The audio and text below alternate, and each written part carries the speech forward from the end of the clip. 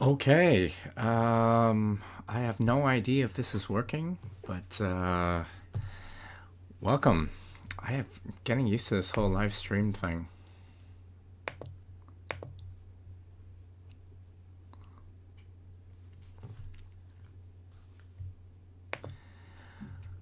All right. So where do I talk here? Okay, we'll just talk there. Well, my name's John. If you have somehow found this stream, it's probably because we've met before.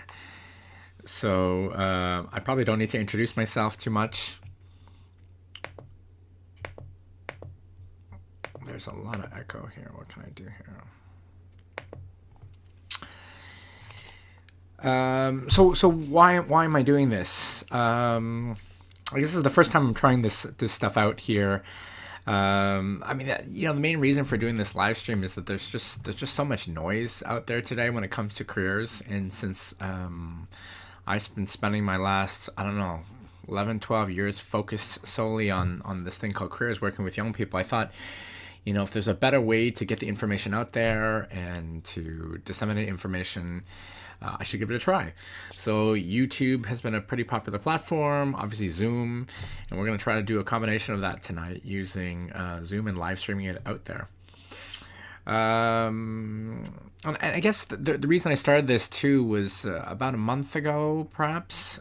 There was a LinkedIn message I saw from a LinkedIn news editor who was looking for some tips on resumes and CVs and how to make something stand out. So I decided to add my 2 cents in there and give some of some of my advice. Some of the usual big gotchas, like the fact that resumes. A lot of people think resumes should be talking about your past when resumes should really be talking about your future. Right? If your resume doesn't sound like the job you really want, I mean, there's really no chance that you're going to get in. And I guess the other big thing I mentioned too was that it's not what you put on your resume that's important. I mean, yes, but it's probably equally important what you don't put. Right? Hiding some of the information of your past that isn't as relevant to where you want to go is usually a really important, important thing. So then that comment seemed to go viral. It got like 500, 600 likes on her feed, and then she ended up writing an article, a summary article with some of the best pieces of advice that she thought. And that one's been going out there every day. I'm getting people liking this. It's probably like, I don't know, 100,000 of people have seen that kind of stuff. But as I was looking into the comments, and a lot of people had commented on what I'd put out there and what others had put out there, I just realized that there was so much differing perspectives when it came to careers. So much noise. So I thought, okay, if there's a better way to kind of get out there and cut through some of this noise, then that's what we're going to try to do today. So that's the whole live stream today. Okay, so while I'm getting used to all this kind of stuff, I have no idea how to make this work. Should I minimize this window here? Let's see.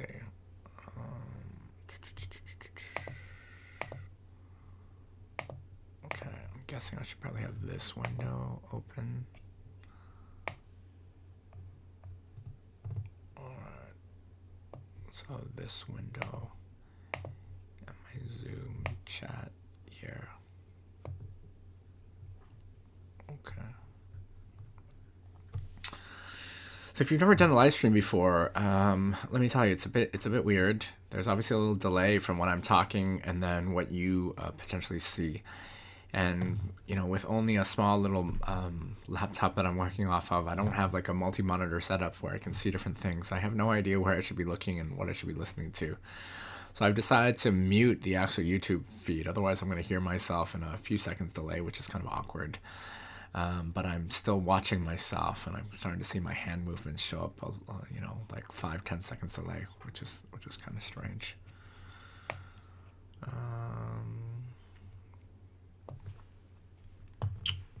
Okay. So I guess today I'm gonna give this a shot. I'm gonna go for probably half an hour in total, so another 25 minutes. I have no idea if anybody's going to be watching this or anybody's going to join. It most likely might be me talking for 25 minutes straight by myself, but that's okay. I've surprisingly done that before several times, so I'm gonna get used to it. I mean, part of why I'm doing this too is to kind of, always practice. I mean, the best way to do better at public speaking is to clock in the hours, as people kind of say.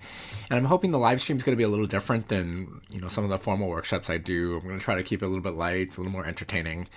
And as this gets going, then hopefully invite some guests on here. But if you are joining the live stream, you want to chit chat, in the description of the actual stream, you'll see some details for the Zoom meeting. So if you want to come online and just chit chat with me live, just jump on Zoom, enter the meeting ID and the cryptic password of 123456, and then I'll bring you on and we can have a one-on-one chat, which would be really, really cool.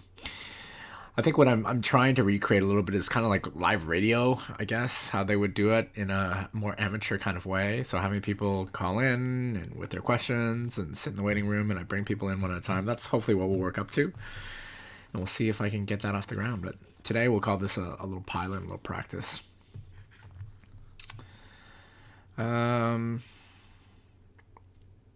So I guess one of the things I'm pretty known for is my rants on my workshops. I usually get worked up quite a bit about certain topics, and once people get me going, it's hard to get me stopping. So I thought today what I'd do is do a couple of rants for you on some of the things that I've been noticing recently and some of the recent stuff. And I want to start with some tech rants here first of all. Let's start with Zoom. I mean, I'm a pretty big power user of Zoom. I'm assuming most of you are, especially those of you who are in education, but even out in the corporate world, they're probably have used Zoom, and if not using it on a daily basis. Surprisingly, although I use Zoom on a daily basis, I would say 95% of the time, and maybe even more, I'm the one usually doing the talking. I'm the one scheduling meetings. It's kind of rare that I get the chance to be a participant a lot of the times, given what my job is. So I thought I'd just share a couple things from the speaker's point of view that sometimes, as a participant, you don't always realize. I think my biggest pet peeve is the whole, interaction with the speaker and cameras on, cameras off kind of thing. So, in my workshops, I try to keep it as interactive as possible. Careers is always the topic, so I usually think it's a topic that if you're going to attend is something that's, very beneficial to you. We're not talking about theoretical stuff, not some archaic information from some course that you probably will never use in the practical world. All the topics that I discuss are very practical, and you can use the advice literally right after we're done talking. But the number of times that I've got to deal with people that have cameras off is just shockingly high. And just one thing I'd say is that when you're doing the talking, and hopefully you've had a chance to experience this, when you see a lot of black boxes, aka cameras off, and all you see is the person's name, you know what that feels like to me? That feels like I'm just looking out to a sea of people that are just giving me their middle finger, right? Just saying, hey, I'm not interested. This is not important to me. So here, talk to my finger, talk to my hand, and then we'll go from there. And I hate begging. I used to kind of say, hey, it'd be good, and I kind of felt like I begged. And I would say things are kind of getting potentially worse, not better. I think now that we've had Zoom in our lives for many people since March, and I'd been using a little Zoom even before that, a little bit last year. A lot of coaches and people who do remote work are not new to Zoom. But the whole experience has been a little tricky, and I guess with all the fatigue, people are just getting tired of even getting on here. So people don't even bother to I don't know, have any kind of etiquette whatsoever. So the whole thing is just it's been a little tiring. So I guess one thing you want to do is, if you're going to spend the time on Zoom with whoever the speaker is, and it's a topic you're interested in, and you want to get the most of that speaker, I highly encourage you just turn the camera on. If you turn the camera on and you look engaged, move around a little bit too, right? Yeah. Then I think you're really going to get the best out of the speaker, right? Now, as a speaker, there's a couple things that I can do. There's a great function that you may not be aware of that says hide non-video participants. So I guess today, if I had a workshop of 30, 40, and you can fit all that usually typically on one screen. If I didn't want to talk to a sea of black, I guess I could just, turn on the whole hide non-video participants option on. But then most likely I'd probably just be looking at myself like today on the live stream. So I guess that's one way why I'm doing the live stream, to kind of practice. So I'm not looking just at myself and getting weirded out by that, right? Yeah, I had a student one time try to use the remote background and put himself in like an endless loop. So I think you can, for your remote backgrounds, your virtual backgrounds, you can put GIFs, I think, and stuff like that. So I think he did some sort of GIF that just kind of scrolled, and he kind of was trying to hack the whole thing that you might have seen, introducing a little movement here and there. It was a bit weird, but okay. Another thing too that's happening on Zoom is that there's been a lot of new updates all the time. They're trying to change things all the time here. And one thing that's been breaking a lot recently is breakout rooms. So breakout rooms is probably the killer feature for Zoom right now. The ability to put people in small groups and switch around. But if you've never been the meeting host having to do this, the UI for breakout rooms is pretty clunky. You can choose from, assign randomly, which kind of works nicely, or you can manually assign, right? But if you try to move people out of rooms, let's say you put people into groups of 3, and then all of a sudden when activities happen, people just kind of disappear. And then they're left with only one person in the room. Trying to move them around can be a little bit tricky. So I think they've been trying to adjust and roll out some new features on the breakout room. But one thing I've noticed, one of the big bugs, and maybe you've experienced this, is that sometimes you'll be sent to a breakout room and be sent into like nowhere, into like a black hole of the internet, when you're supposed to be in a specific room. And that's been pretty weird for me as the organizer, because I put people into breakout rooms and then they tell me there's nobody in there, and I'm like, yeah, but I'm pretty sure I put you in there. And the whole thing's been weird. So Zoom, if you somehow hear this, or if you haven't heard it before, fix the breakout rooms. Okay, that's you're kind of make me look bad on that one.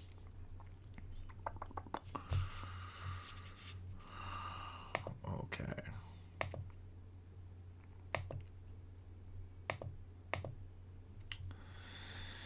Other pet peeves. What else do I want to talk about today? I want to talk a little bit about LinkedIn as well. LinkedIn has had some updates recently that you may have noticed. I mean, a lot of the updates have been cosmetic, and one of the things you might have noticed is the whole front page now, your news feed, especially along the top nav bar, has changed a little bit. So they've gone with a little more classic white without the big blues anymore. Good job. I like it. I like the top nav bar now. It looks a little more clean, right? Everything's still where it is, right? And one change I've also noticed is the news feed refreshes, especially when you're loading LinkedIn for the first time. The new LinkedIn logo shows up there, which is I like that, nice and blue. Looks very sharp. So good job on that thing. But I don't know what the algorithm is for the news feed, but I still get a lot of junk on that. I have a feeling it's probably because, although I'm quite picky with who's in my personal network, I might have too many people on my network that I don't know as well. So maybe it's time to prune my network so I can get more high quality information on my feed.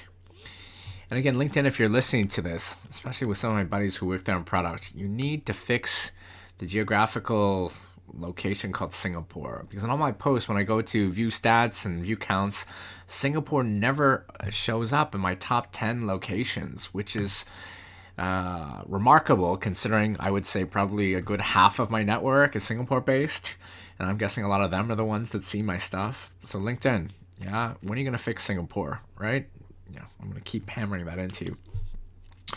But in terms of other LinkedIn pet peeves, I don't know if you've got any. If you do, come share that with me in the chats. I guess one thing that I'm still to this day really not a fan of is if you're going to reach out to connect with someone, can you please add a personal note? I don't understand these people who just press the button and just let it happen. My guess is you may not know the difference in how to do this. Because a lot of you are probably using LinkedIn now through your phone, the mobile app, versus through the website, the more powerful web app.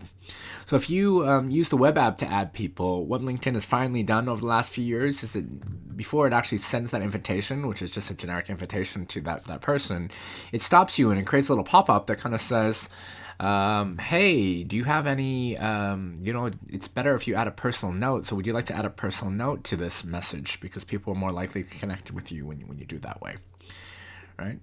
So that's a nice little reminder. But on the mobile application, it doesn't have that note, right? As soon as you hit connect, it automatically sends the generic email. So actually, to write the personal note on the email, what you have to do is instead of sitting connect, you have to hit the button to the right of that says more, and then up pops another screen that kind of talks about different options. And I think it's like the third or the fourth from the top where it says personalized invite, and then that's where you kind of go, right? But I'm sure you've been on the receiving end of so many different invitations where it's people that maybe you kind of met one time, which never wrote a personal note. And I just went online to take a look at my invitations. I've got about 170 of these that are sitting in my inbox that I probably should clean up, where I would say the majority of them have never written me a personal note. You know? So take the time. I mean, especially today, right, where a lot of people are spending time online, and I think people want to help and want to connect. Do me a favor, personal note every single time. And for me, it even says in my bio, in my summary. Now, I'll granted my summary is probably longer than most. It's a pretty long thing, but the very last line, there's a little NB, right, that says, yeah, if we've never met before, right, or at least write me a personal note, because I don't accept invitations without that kind of note. And it just shows how many people have actually read my profile. Probably very few. They've just scrolled, looked at a couple of things, says connect with this kind of guy, right? And again, my views, not necessarily one that's shared by everybody, and I'm not suggesting you necessarily need to adopt this view, but I believe that, the people that you're connected to I guess, an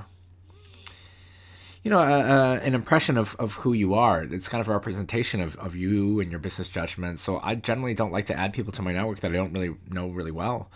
And it's not just about me. I mean, it's also so that I don't screw you over. Because if someone knows that we're connected and then they ask me, hey, how do you know so-and-so, John? Because I saw that you're connected to them on LinkedIn, right? Can you tell me something about them?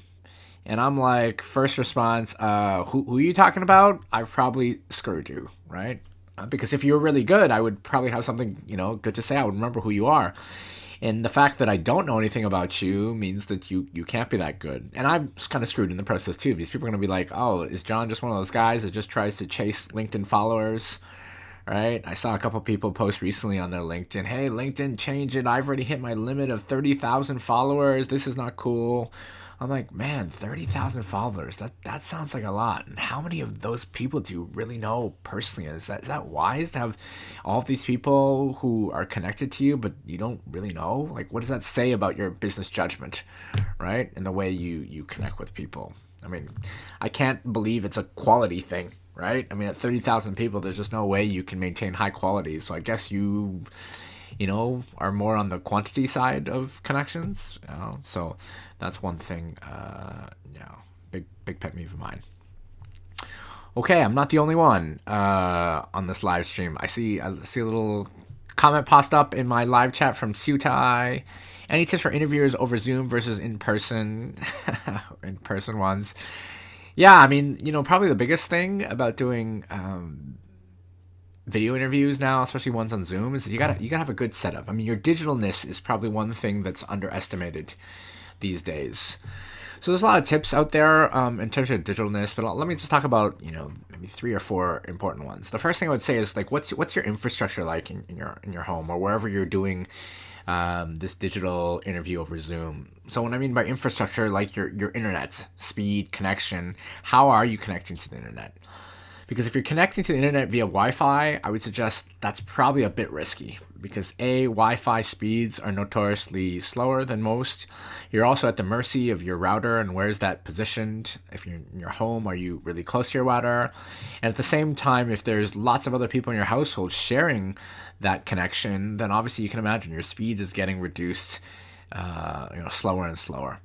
And as speed reduces, that's a couple bad things. The quality of data, especially the sharpness of your audio and your video, decreases.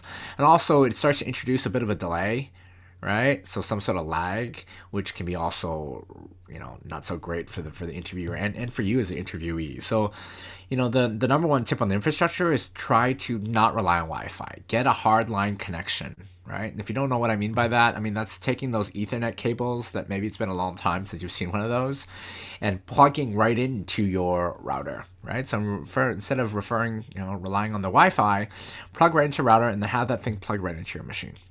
Okay, and that way you'll increase your speed significantly. Doing a speed test is another thing to see, and if you do a speed test, there's lots of websites for that. Speedtest.net is a good one. Fast.com is another one of these quick things which will test your internet speed. You'll find out that when you have a wired connection into your machine versus a Wi-Fi connection, your speeds are most likely going to be 3 times faster through a wired connection. So you can imagine, how limiting Wi-Fi can be, right? Now, if you have, you're blessed to be in a top tier country like Singapore, where most people can get, fiber into their home, 1 gig fiber at a very, very affordable price, being throttled by a third might not be super significant, and it might still be pretty high quality. But if you're in another part of the world where you're struggling, right, you're definitely not getting 1 gig, and to get 1 gig you'd probably have to pay a bomb. So let's say you're getting like 100 megabits per second, perhaps if you're lucky, or 50, or at least you're paying for 100, but most likely getting, I don't know, 60, 70, and then you're being throttled by a third. Now we're getting close to being at the bare minimum that Zoom would suggest you have just to maintain a good, decent audio, video, picture and sound quality. So make sure you get a wired connection. You might be telling me now, though, that if you have a new age machine, whether you're using some sort of tablet or a laptop or a notebook, that you no longer have that port, because a lot of manufacturers have gone away of including an Ethernet port into the machines to reduce the thickness of the machines. Then the first thing you're gonna have to do is buy some sort of like USB to Ethernet adapter, right? Those don't cost a lot. I would say like $15-20 for one, right? And make sure you make sure it's a 10-1000 or USB 3.0 connection here, because you can find Ethernet to USB adapters that are probably like $5, but those are most likely USB 2.0. And again, the difference there is in terms of throughput and speed. So 2.0 is much slower than 3.0. So if you're trying to get the highest internet speed, and your dongle, which is the connector, is already throttling it, then you can kind of see it's going slower and slower. So make sure USB 3.0 to Ethernet dongle. And then the other thing that people forget is the actual cable you use, the Ethernet cable. There are different types as well that have higher or lower throughputs, right? Amount of data that you can go through the cable. So you're looking for at least probably a Cat 5, right, or 5E, or even a Cat 6 cable. Don't get anything lower than that. I mean, even Cat 5 is probably not enough. I would say a Cat 5e or Cat 6 is probably what you're doing. Those aren't that expensive too. Obviously, the longer the cable, the more expensive it is. But just make sure you check what the cable is. And if you look on your cable right now, on some fine print, you'll see where it says category and then the number, right? The higher the number, the more advanced it is. But if you're using a Cat 4 cable or even a Cat 5, that's probably too low. Again, the maximum I think a Cat 5 can do is 100 megabits per second. So if you're paying for 1 gig and the cable can only transmit 100 megabits per second, I mean, you're dead, right?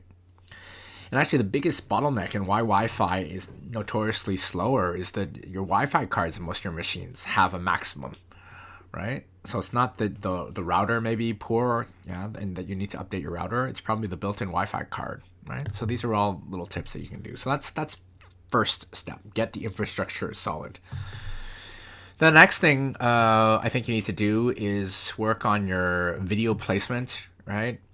The built-in webcam for your machine is probably decent enough. You don't necessarily need to get a high-def one or pay extra for that. If you want to, I mean, there's decent, better quality ones for $40 to $50 all the way up from there. But I think if you're going for a $40, $50 webcam, then okay, you're getting better video there. But the reality of the webcam isn't just the throughput and the quality of it. It's the placement of it too, right? So if you've got the webcam at the top, then I think you're looking good. But if webcams are down the side and the corners, like the Dell XPSs, some of the older ones are notorious for having their webcam down in on the bottom, on the side, so that the angle shoots up your nose when people look at you. I mean, that's kind of awkward, especially for an interview. So now that you know the top placement is probably the best place, the other thing you need to do is make sure you prop up your machine so that the camera is, at your eye level and maybe even a little bit higher. So the camera is kind of looking down on you versus your eyes looking down on the camera, right? Because if your machine is too low and you're looking down, which is the default state, then it gives the other person, the interviewer, kind of a weird impression about you, right? Like, you're too good for me. Why are you looking down at me? And again, I'm kind of looking up into you as well, which doesn't look so great. So it's better for you to be looking up into it. So just prop it up, and all you need to do is just a bunch of books, right? To prop that up. You don't need to buy these fancy stands or these standing desks or things like that. I think just old school, putting some old textbooks there and propping up your machine so that the camera's at your eye level, I think would be already pretty decent. And then once you have that, the other thing that needs some practice on the video is that you need to practice looking at the camera, not necessarily looking at the screen. Because the default behavior is to kind of look at the other person and their image is a little bit below, so then your eyes kind of look down here, right? So you need to kind of train yourself to have your eyes look up a little bit. Now, in reality, for an interview, you probably need to be managing both. Sometimes looking at the camera and also looking at the interviewer's face to kind of read any body language, and are they liking you? Do they like the story that you have? So you kind of have to vary that a little bit too. But one hack you can kind of do is, instead of having your whatever program, whether it's Zoom or Teams or Google Meet, whatever you're using to do the interview, instead of having it in a full screen mode, which then default centers the image right in the middle of the screen, right? I would come off of full screen mode and then suggest you resize the window and then move the entire window, especially their face, right up to the top there, so that their face is like at the top right underneath the camera. So that way you're kind of tricking your eyes to be looking at the face and then kind of tilting up towards the camera as well. So that's a nice little hack that I think works great. So you don't need to see them in fully stretched out. Even a minimized thing where you can bring that up, I think that's a nice little hack there. All right, so make sure you get the video placement. Shitai wants to know about virtual backgrounds too. So I guess that was my next point. What's going on behind you? I guess, I think virtual backgrounds have come and gone in terms of whether people like that or not, right? In the early days, I think having a virtual background was considered neat and kind of cool, right? So people, started doing them.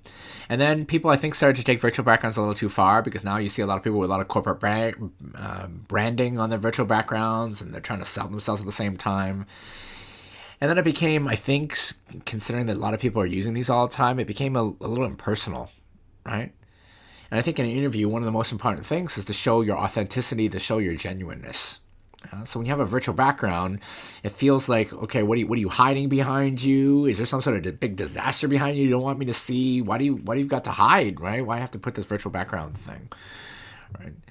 So since you're not really selling anything, like you're not selling a company, you're representing a company in an interview, I would suggest that you go away from the virtual background if possible, right? Now that means that, behind you better make sure it looks professional, or like in my background, pretty plain, nothing super fancy, but at least you see I'm in my home, in my study. It looks authentic, it looks genuine, right? You don't need to have the bookcases and put that. I mean, you can if you want to be subtly sending some things. You can have some, the McKinsey way behind you, and the art of war and all this kind of stuff if you want to, be a little more intellectual. But I think just having a clean background behind you is just, I think, a little bit more personal, a little more human. And at the end of the day, the person on the other side of the screen, I'd like to think, is still a human being. So I think they'll connect a bit better than having a virtual background. Okay. So thanks for that question. That was a good one. So, okay, we talked about infrastructure. We've talked a little bit about the video, right? The eye placement, your backgrounds. I think the last big one then is your audio, right? How do you sound when it comes across? Because obviously, if I can't see you perfectly, that's not the best, but it's not a killer. But if I can't hear you perfectly, then we're going to have a problem, right? So I think the audio requires a little more thought and maybe even a bit of investment. So there's lots of different audio sources you can use, right? The one that you probably shouldn't use is the default microphone that's built into your machine. So if you're planning to use that, or sometimes the webcams, even external webcams, have some sort of default microphone, I wouldn't rely on that. Those ones are usually pretty iffy, right? So the cheaper option, and the one that most people use, is perhaps some sort of hands-free, a cordless mic that they might use, something like this that they would use for the mobile phone. You could plug that into your machine and have the audio come that way. You need to test because your mileage may vary on that one. Some people's headsets sound great, others not so great. And I think the biggest challenge is, where is the actual microphone on this whole hands-free, right? The one that I have that I'm not using today, this one's just for audio only. I've got a external mic that I'm using that I'll show you in a second. But the one I usually use for my phone, the mic placement is pretty low. So if I'm not touching it, it's kind of low here. My voice is going straight and the mic is kind of below, and it doesn't pick up the noise quite well. So at the end of the day, it kind of sounds a little muffled. So I generally don't like to use that one, right? But test that one, right? Other people use their AirPods or these earbuds right now, right? Again, I've had okay success with that, but there have been times that it's kind of broken out and been a little crackly, right? So Bluetooth is the way you're probably connecting to your machine with that one. So are there other things that your machine's connected to with Bluetooth that might be disrupting or sharing the signal? So these are kind of factors I would consider, right? And I guess I'm not saying you necessarily need to invest in one of these things, but if you do a lot of this stuff, or you think you'll be doing a lot of interviewing, then maybe an external mic would be worth it. I mean, those are usually the highest qualities because they're consistent. And today, that's what I'm kind of using. So this one here that I have is a very popular one. It's called the Blue Yeti, right? And if I bring it up right up to my mouth, you can kind of hear that it's quite sharp, quite clear, right? So I usually put it off outside of the camera view, but you can still hear that. That one's plugged right in. This one's a USB mic, so you can plug it right into your machine and it plug and play, and it works instantly. You don't need to download anything, and it doesn't even require much training, right? There's a couple settings here. You can play with a knob, all this kind of stuff. You can mute yourself. So there's a lot of powerfulness in this external mic. And this one cost me a pretty good deal I got on this. I think less than 150 US, I believe. I can't remember. It might be even less. I can't remember what the actual price was. But for that kind of price, and I use this thing literally every day for hours, I think it's worth the investment. Gaming headsets too, the ones that have the big thing with the boom mics, those actually work quite well too. So if you got one of those, and the key is that the mic placement is close to your mouth. With the earbuds, they say they can pick it up and all this kind of stuff, but again, sometimes it's not so reliable. With a hands-free, again, the mic is usually, far away from your mouth. And you know how to make it clear. You just bring the mic up to your mouth, but, it's kind of distracting and not so professional to do that in an interview. So I think, again, if you can get one of those headsets with the boom mic that comes right in front of your mouth, or potentially invest in an external mic, I would highly encourage you to do that. Okay. And I guess the last thing on the video interviews, I mean, there's lots of other things, but just a last key one, just remember to smile a little bit, right? I think it can be nerve-wracking to be staring at someone else, and the other person may not be paying right attention to you, or they may be not giving you a lot of positive body language. So to kind of kickstart that, just coming online, smiling a little bit, I think that can really change the mood of an interview, whether it's in person, but especially virtually these days when, again, you might be tired, you might be doing a lot of these kind of calls, and it might have been a little frustrating for you just to get everything set up, but just a big smile changes things for sure. Okay. So infrastructure, audio, and video. I mean, once you have that, I mean, the thing I would highly encourage you is do a test before the actual interview. I mean, don't be setting up this stuff like 5 to 10 minutes before the interview. Murphy's Law is going to say that things are going to start breaking.